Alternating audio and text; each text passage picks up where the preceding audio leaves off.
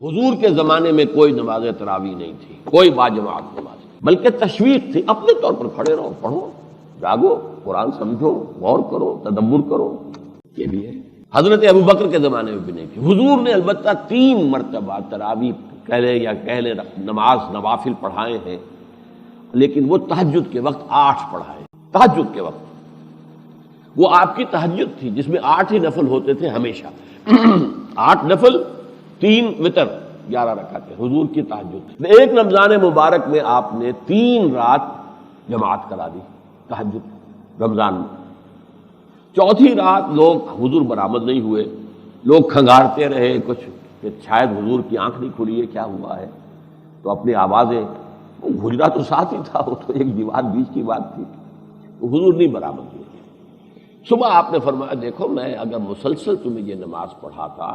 تو یہ تم پر فرض ہے، اور یہ تمہارے لیے بہت مشکل، کیونکہ غریب بھی ہیں، امیر بھی ہیں،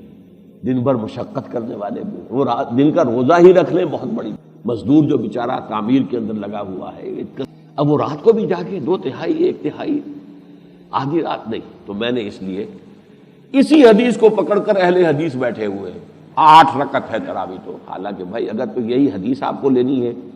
تو پھر صرف 3 دن تراویح پڑھے، اور پڑھے بھی تہجد کے، صرف 8 کا عدد لے لیا۔ یہ بات ہوا کیا کہ حضرت عمر کے زمانے میں حضرت عمر ایک دفعہ مسجد نبوی میں داخل ہوئے، آپ نے دیکھا کچھ لوگ ایک کونے میں کھڑے ہیں، سب حافظ تو تھے نہیں، تو ایک حافظ صاحب قرآن پڑھ رہے ہیں، باقی 4 8 10 12 آدمی اس کے ساتھ کھڑے ہیں، سن رہے ہیں۔ لاؤڈ سپیکر ہوتا ہی نہیں تھا کہ ایک کی آواز پوری مسجد میں گونج رہی، کوئی ادھر کھڑے ہوئے، کوئی ادھر کھڑے ہوئے، گروپس کے اندر لوگ کھڑے ہوئے تھے۔ تو حضور نے فرمایا، حضرت عمر نے فرمایا کہ کیوں نہ ان کو ایک امام کے پیچھے جمع کر دیا جائے۔ آپ نے فیصلہ کیا کہ عشاء کے فوراً بعد 20 رکعت نماز سب مل کر باجماعت، یہ اجتہاد ہے عمر فاروق کا رضی اللہ، اور ہمارے چاروں مسلک جو ہیں اہل سنت کے جو فقہ ہیں، حنفی، مالکی، شافعی، حنبلی، سب اس پر متفق ہیں۔ یہ اہل حدیثوں نے نئی بات، اور وہ جیسا کہ میں نے عرض کیا مجھے اس لیے ناپسند ہے کہ بھئی اگر اسی حدیث کو لینا ہے تو پھر 8 پڑھو لیکن تہجد کے بعد پڑھو، اور 3 دن پڑھو، پھر 30 دن نہ پڑھو، 20 دن نہ پڑھو، 25 دن۔ لیکن یہ اصل میں ہمارے سامنے تو کیا ہے، حضور نے فرمایا علیکم بسنتی و سنت الخلفاء الراشدین المہدیین، تم پر لازم ہے میری سنت کی پیروی اور میرے خلفاء راشدین مہدیین کی سنت کی۔ تو خلیفہ راشد کا اجتہاد جو ہے اس پر تو گویا کہ امت کا اجماع ہے۔ ہم اہل سنت والجماعت ہیں، اہل سنت بھی ہیں، اور پھر جس پر اجماع ہوا ہے خلافت راشدہ کے دوران ہم اس کے بھی۔ اس اعتبار سے اب کیا ہوتا ہے سعودی عرب میں، چونکہ جو ان کا سرکاری مذہب ہے وہ حنبلی ہے، اہل حدیث نہیں ہے، سرکار جو عام طور پر زیادہ لوگ اور علماء وہاں اہل حدیث ہیں،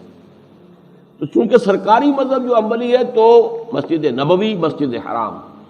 دونوں جگہ 20 تراویح ہوتی ہے، لیکن آپ اور جگہوں پر جائیں گے تو 8 تراویح ان کے ہاں محلوں کے اندر جو مسجدیں ہو رہی ہیں ان کے اندر 8 ہوتی ہیں۔ تو یہ وہاں پر اہل حدیث مسلک اور یہ حنبلی مسلک۔